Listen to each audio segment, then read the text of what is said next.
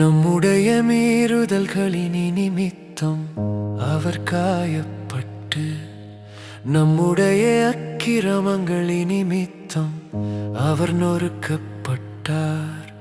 நமக்கு சமாதானத்தை உண்டு பண்ணும் ஆக்கினை அவர் மேல் வந்தது.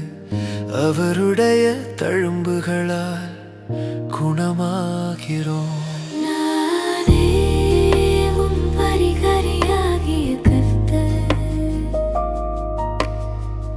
அவர்கள் உன்னை விசாரிப்பாரற்ற சீயோன் என்று சொல்லி உனக்கு தள்ளுண்டவள் என்று பேரிட்டபடியால் நான் உனக்கு ஆரோக்கியம் வரப்பண்ணி உன் காயங்களை ஆற்றுவேன் என்று கர்த்தர் சொல்லுகிறார்.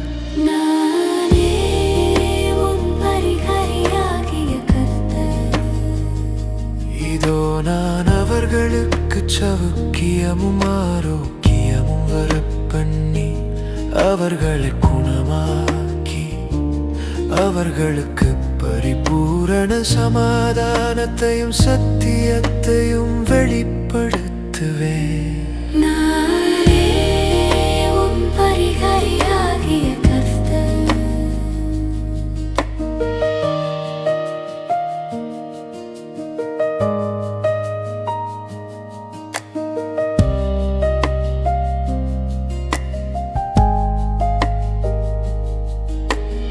ஆனாலும் என் நாமத்துக்கு பயந்திருக்கிற உங்கள் மேல் நீதியின் சூரியன் உதிக்கும். அதன் செட்டையின் கீழ் ஆரோக்கியம் இருக்கும். நீங்கள் வெளியே புறப்பட்டு போய் கொழுத்த கன்றுகளைப் போல வளருவீர்கள்.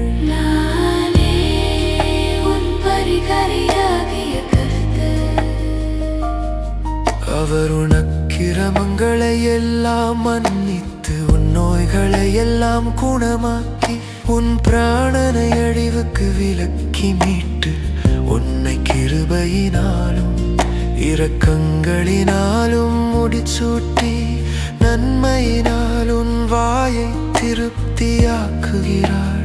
கழுகுக்கு சமானமாய் உன் வயது திரும்ப வாழ வயது போலாகிறது.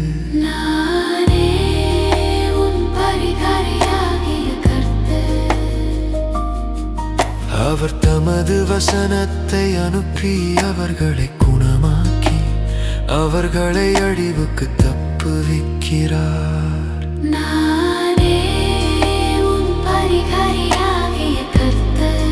நான் எகிப்தியருக்கு வரப்பண்ணின வியாதிகளில் ஒன்றையும் உனக்கு வரப்பண்ணே. நானே உன் பரிகாரியாகிய கர்த்தர். அவன் என்னை நோக்கி கூப்பிடுவான், நான் அவனுக்கு மறுவத்தரவு அருளிச் செய்வேன்.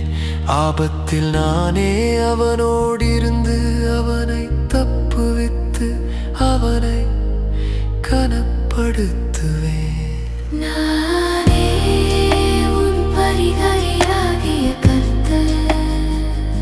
நீடித்த நாட்களால் அவனை திருப்தியாக்கி என் இரட்சிப்பை அவனுக்கு காண்பிப்பேன்.